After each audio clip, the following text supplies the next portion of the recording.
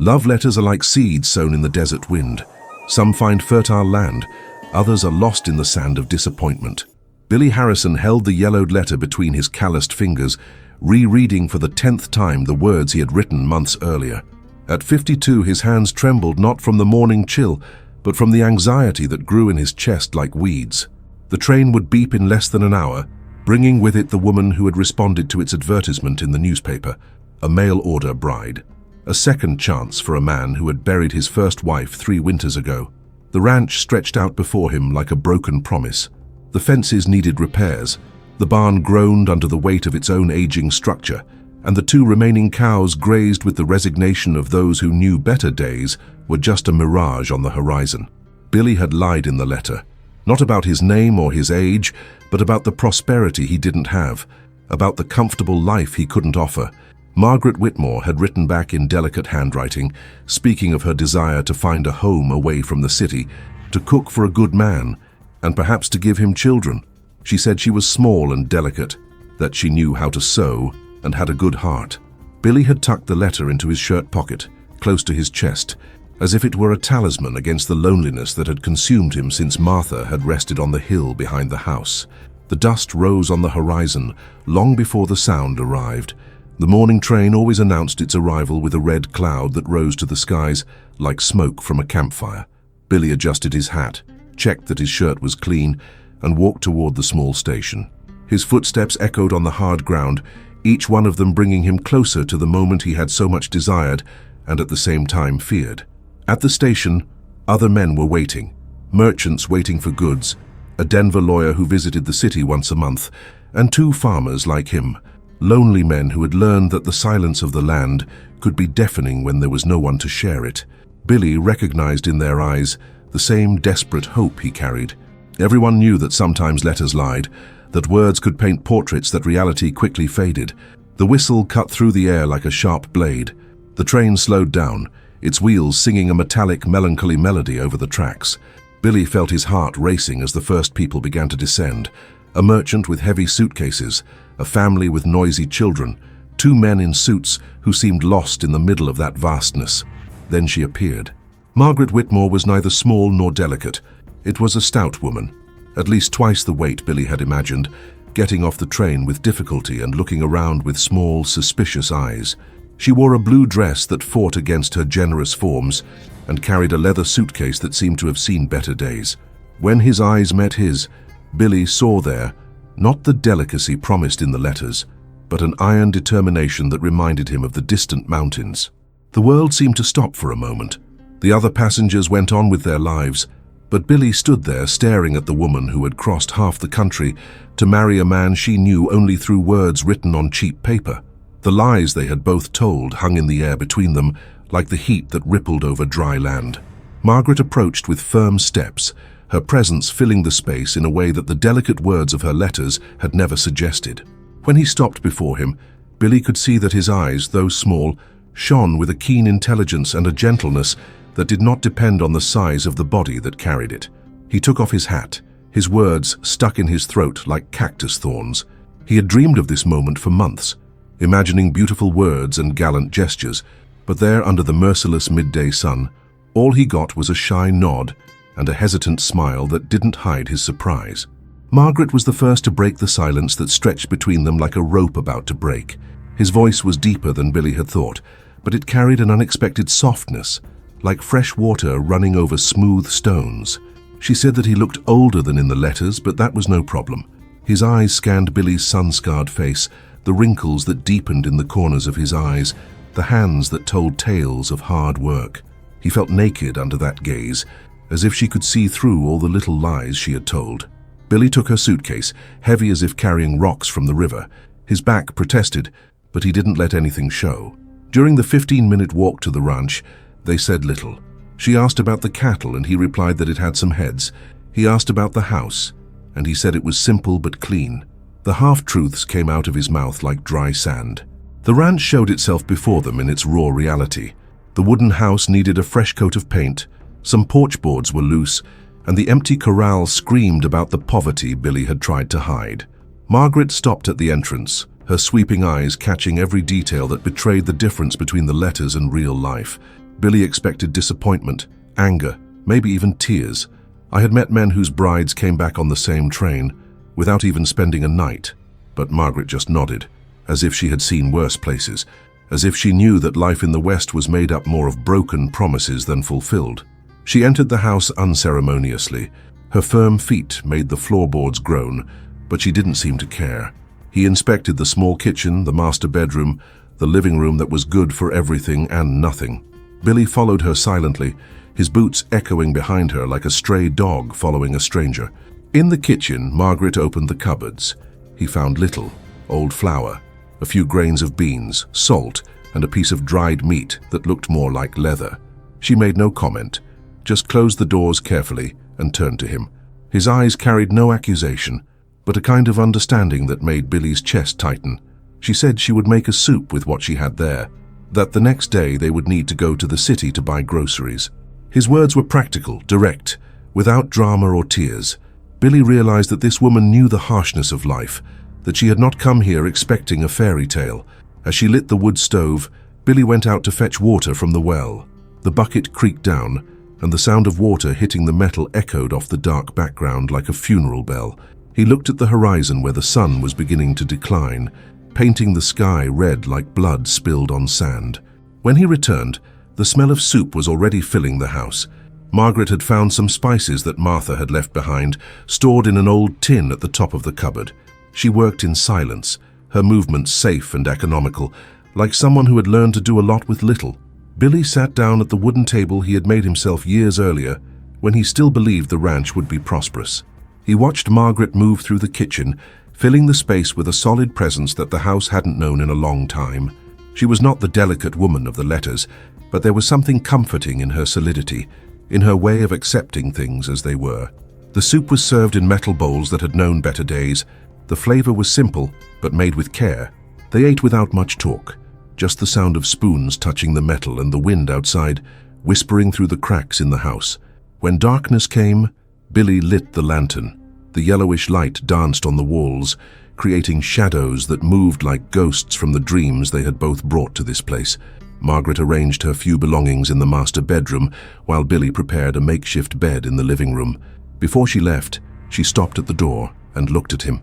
She said she knew the letters had lied on both sides, but that she was tired of traveling, that maybe they could try to make it work without the lies, just with the hard truth that the West taught everyone who survived there. Billy nodded, his words stuck in his throat as always. But at that moment, in the silence that stretched between them, something happened that needed no words. A mutual understanding, perhaps. Or just the acknowledgement that they were both survivors of their own disillusionments, and that maybe that would be enough to get started. The first few days passed like pages of a book, written in a strange language, each trying to decipher the gestures and silences of the other. Margaret would wake up before sunrise, as if her body held memories of routines harsher than she had told in her letters. Billy heard her moving around the kitchen, the sound of her steady footsteps on the floor becoming familiar, like the birds of the morning. She cooked without complaining about the lack of ingredients, turning flour and water into bread that warmed the house with its aroma. Billy ate in silence, not for lack of words, but because the right words seemed to escape him like water between his fingers. Margaret did not insist on conversations. He seemed to understand that some men kept their words, as others kept money, spending only when necessary. In the second week, Billy discovered that Margaret knew a lot more about farms than she had let on. She repaired the back fence with hands that knew barbed wire and sledgehammer.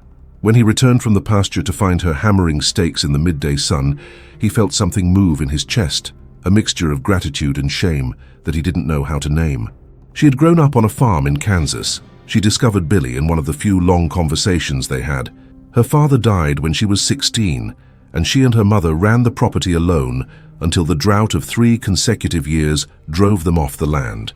Her mother went to live with a sister in Chicago, but Margaret couldn't breathe within the walls of the big city. Billy understood then why she had accepted the hard life of the ranch without tears or regrets.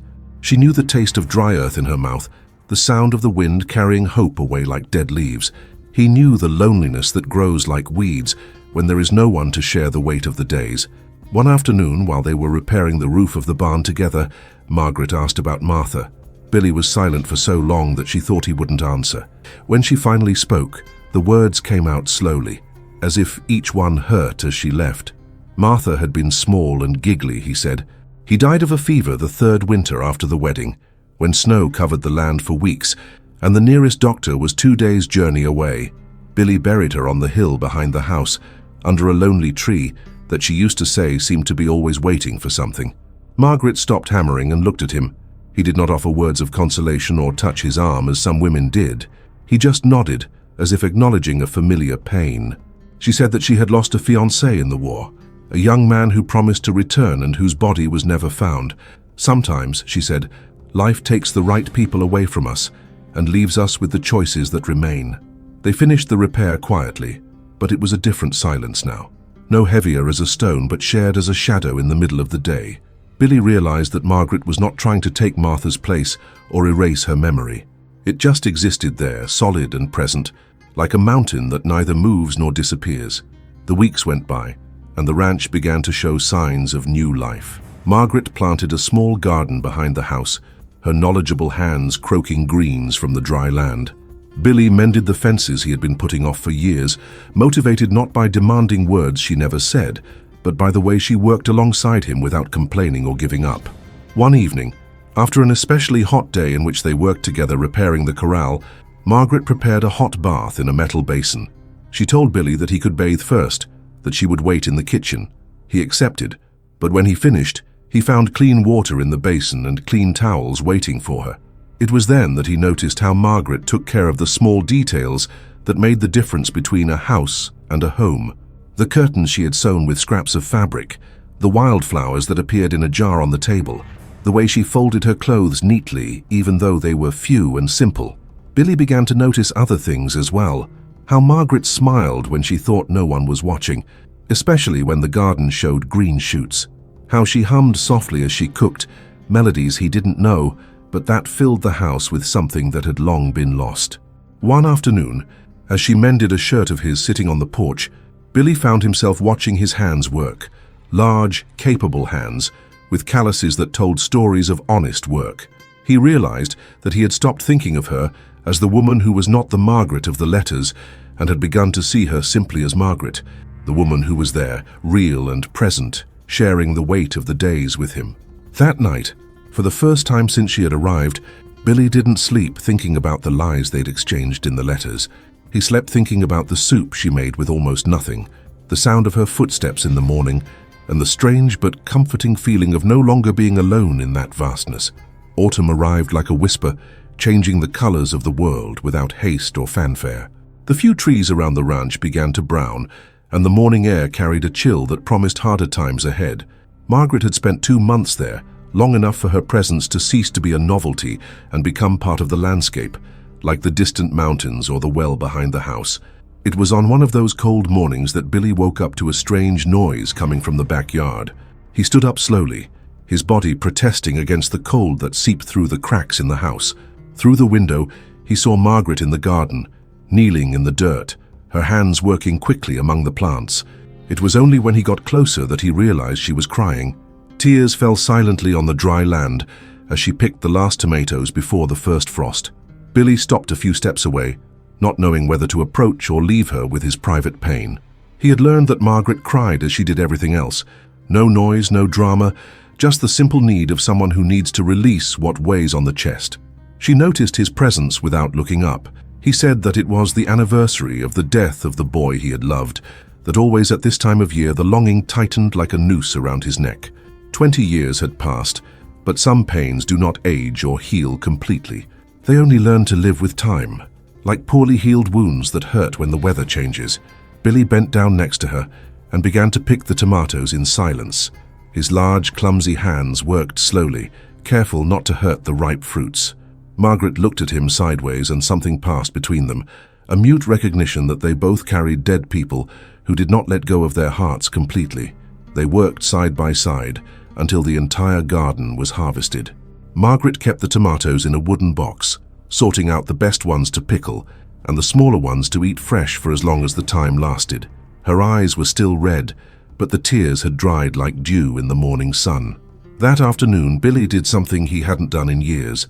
He walked up the hill behind the house, where a simple wooden cross marked the place where Martha rested. Margaret followed him at a respectful distance, neither asking nor intruding. When he knelt beside the grave, she stood a few feet behind, her hands clasped in front of her body. Billy spoke to Martha for the first time since burying her. He said that a good woman had arrived to take care of the house, that she didn't have to worry about him going hungry or cold. He said that Margaret was not trying to take his place, she was just occupying the empty space that death had left. His words came out slowly, like the prayers of a man who had long forgotten how to pray. When he got up, he found Margaret waiting with infinite patience. She didn't try to console him or pretend that she hadn't witnessed that intimate moment. She just walked beside him back to the house, her steps synchronized like those of two people who had learned to share the same floor. That night, after a simple dinner of soup and fresh bread, Margaret sat in the rocking chair Billy had made for Martha years earlier. It was the first time she had used that chair, and Billy realized that she had waited for some kind of silent permission to occupy that space. The swing creaked softly as she mended a sock, her hands working by lamplight. Billy sat down in the other chair, the one that had always been his, and for the first time in 3 years the room didn't seem too big for one person. The silence between them was no longer the silence of strangeness, but the comfortable silence of those who learned to exist in the same space without trampling each other's shadows. Margaret stopped sewing for a moment and looked at him. He said he knew he still loved Martha, that it was right and she didn't expect or want change in it. But he also said that there was room in the human heart for different kinds of affection, that love for the dead did not have to prevent companionship among the living. Billy nodded, feeling something loosen in his chest, like a knot that finally gives way after much tension. He realized that he had been holding his breath for months, waiting for Margaret to demand something he couldn't give, or for him to feel guilty for accepting her presence. But there, in that room warmed by the lantern and the soft sound of the swaying, he understood that some things in life didn't have to be complicated. Margaret went back to sewing, and Billy watched her hands work. Hands that had planted his garden, mended his fences, prepared his food. Hands that knew how to take care without demanding, that offered without charging. He began to understand that perhaps love was not just one thing, the fire he had felt for Martha, but could have many faces, like the light that changes with the time of day. When Margaret got up to leave, Billy got up too. For the first time since she had arrived, he held her hand for a moment before she went upstairs to the room, his hand, rough with work, wrapped around hers, soft despite the calluses. They said nothing, but something passed between them, an unspoken promise that they would try to build something together, not on the ashes of what they lost, but alongside them. Winter came early that year, bringing with it razor-thin winds and snow that blanketed the ranch for weeks at a time. Billy and Margaret found themselves trapped inside the small house, sharing the same space heated by the wood stove and each other's presence. It was during those long, silent days that they learned the particular language that only two people who decide to build something together can understand. Margaret sewed by the window on bright mornings, taking advantage of the light reflecting off the snow to see the small spots. Billy worked in the woodwork, repairing tools and furniture that had been in need of repair for years. The sound of his hammer mingled with the whisper of her needle piercing the fabric, creating a domestic music that filled the house with new life. It was on one of those silent afternoons that Margaret found the letters. Billy had gone outside to check that the 2 cows had enough water in the drinker, and she was looking for a ball of thread in a dresser drawer when her fingers touched the bundle tied with string. They were the letters she had sent, kept with the care of those who preserve precious things. When Billy returned, beating the snow from his boots on the doorstep, he found Margaret sitting at the table with the cards in front of her. She didn't seem angry or hurt, just thoughtful, like someone trying to decipher an ancient mystery. She said that she had reread her own words and wondered who this woman was who had written about being delicate and fragile. Billy sat on the other side of the table, his large hands resting on the worn wood. He said that he had kept the letters because they made him dream again, even if the dreams did not exactly match reality. Margaret smiled then, a small but true smile, and said that perhaps dreams didn't have to match reality to be useful. Maybe it would be enough for them to bring the right people to the right places. She took one of the letters and read aloud the part where she described her desire to have a home and take care of someone. He said that this part was not a lie, that he had written with an open heart, even though the body described was not the real one. Billy nodded and confessed that he had also lied about the prosperity of the ranch, but that the loneliness he had described was as real as the thirst in the desert. That night, Margaret did not go upstairs to the master bedroom. He stayed in the living room with Billy, both sitting in the chairs next to the stove, listening to the wind howl outside like a lost soul. She said she was tired of sleeping alone, that 3 months was enough time to know if two people could share not only the house but their lives. Billy looked at her for a long moment. Margaret was not the delicate woman she had imagined, but she was something better. She was a real companion, someone who knew the weight of life and did not run away from it. He reached out and she took it, her fingers intertwining like roots that find water in the dry land. They went upstairs together, to the room that had been Billy and Martha's, but which would now be Billy and Margaret's. She had changed a few things subtly over the months: new curtains, a small mirror, dried flowers in a vase. The room didn't try to erase Martha, but welcomed Margaret too, as if the house had learned that the heart can hold more than one presence without diminishing any of them. The following spring, when wildflowers returned to color the prairie, Billy and Margaret were married in a simple ceremony at the town's church. The pastor read the familiar words about loving and honoring, but Billy knew that they had already taken those vows, in the silence of shared days, in divided work, in the mutual acceptance of their imperfections. Margaret wore a simple blue dress, the same one she had brought on the train, but adjusted by her own hands to fit her real body better. Billy wore the only suit he owned, clean and ironed with care. They weren't the handsome young couple of romantic dreams, but they were something more solid. Two people who had consciously chosen to share the burden and joy of being alive. After the ceremony, they returned to the ranch that was now thriving under the care of both. The cattle had grown to 5 head. Margaret's garden provided fresh vegetables, and the house had gained a new porch that Billy had built during the winter. It was little close to the city's standards, but it was theirs, built with honest sweat and true affection. On that first night as husband and wife officers, Billy and Margaret sat on the new porch, listening to the sounds of the night in the west, distant coyotes, wind in the trees, the soft mooing of cows in the pasture. Margaret said that sometimes life took strange turns, that two people could meet by chance and discover that chance had more wisdom than all careful plans. Billy nodded, thinking about the yellowed letter he still kept in his drawer, the little lies that brought them together, and the big truth they had built up later. Sometimes, he reflected, the right people arrive disguised as disappointment, and only with time is the gift hidden under the unexpected packaging revealed. Years later, when they told the story to neighbors or to some lost traveler who stopped by the ranch, Billy and Margaret laughed at the lying letters and the mutual surprise of that first meeting at the station. But they always ended by saying that there were lies that hurt and lies that save, and that sometimes God uses Mondays to get people to the places where they need to be. The ranch grew slowly but surely, like everything that is built with patience and care.